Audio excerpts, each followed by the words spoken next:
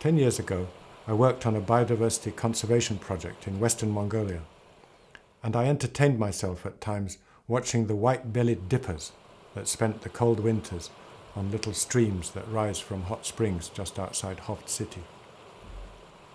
There are 5 species of dipper in the world. The white-bellied dipper is one of 11 or so subspecies of the white-throated dipper, and it occurs from Afghanistan to Siberia, including parts of Mongolia, where it is known as the Harzlai. I studied behaviour of the UK subspecies in Shropshire as a schoolboy, and I was struck by the contrast in winter living conditions between the UK and Mongolia. I was keen to see how nesting might differ between the 2 subspecies. I looked at the literature, asked ornithologists and local people, and kept my eyes open during summer fieldwork in the Алтаи. All in vain, although I read of summer sightings near Bulgan in southern Hoft province in 2013. And then, in 2016, Gombobatar of the National University of Mongolia sent me a photograph of a dipper with a leaf in its beak. He had taken it that May on the Winch River in the southern Altai. A year later to the day, I was there with Enkbat and Batbar, tents and food for 2 weeks, and determination to find Harzlai nests. We found dippers almost immediately, and on the second day we even found a nest in the early stages of construction, largely from grass roots and moss. It was a rather precarious site, just 1 meter above the water, among grass roots on an eroded stream bank prone to flooding and the antics of passing yaks. The choice of sites surprised me. Rock faces and ledges, common sites in Europe, were available, although most of them perhaps not near enough to the water for dippers' tastes.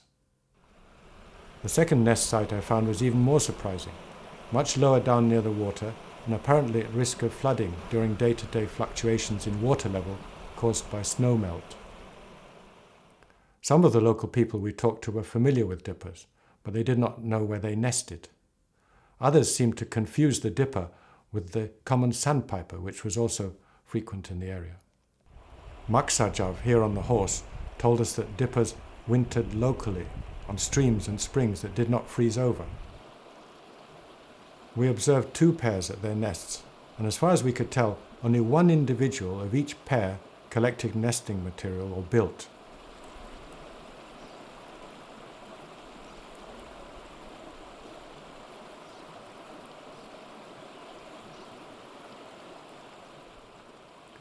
The other was either absent or bobbed up and down on a rock nearby.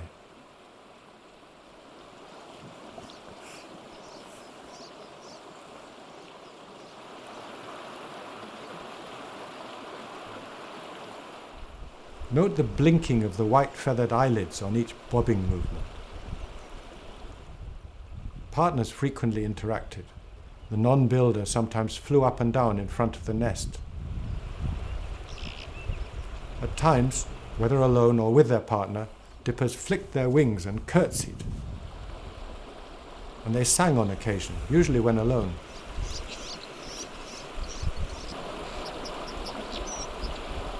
Most nest building took place in the early morning, before the sun was on the nest. And for the rest of the day, the dippers were usually very hard to find. On some mornings, only 1 dipper arrived, and just waited at the nest site, sometimes picking up nesting material, but not doing any building. On one morning, neither bird arrived, but they had not deserted, and they came the next day. The nest builder often picked up a small item from the bottom of the nest and jumped into the water with it.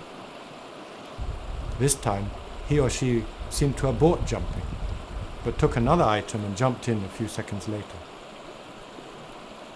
Preening is very important for the aquatic lifestyle. Dippers have a large oil gland at the base of the tail.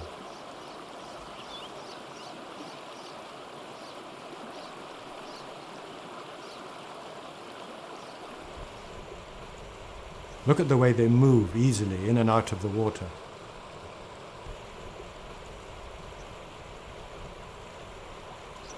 When looking for dippers, it's often the fast flight accompanied by a zit call that alerts one to their presence.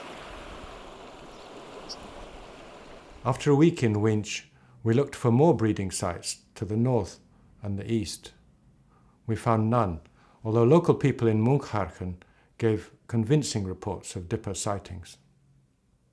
We used a hand net to sample the aquatic invertebrate fauna wherever we went. The nesting stream was the only one with caddisfly larvae, and it also had the highest abundance of mayfly and stonefly larvae.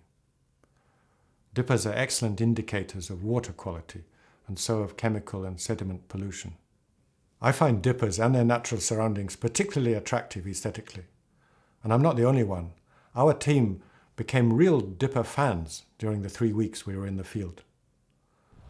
It would be nice to return to Harzlai country to find out more about their breeding and how gradient, altitude, snow melt, livestock density and water quality affect both breeding range and timing.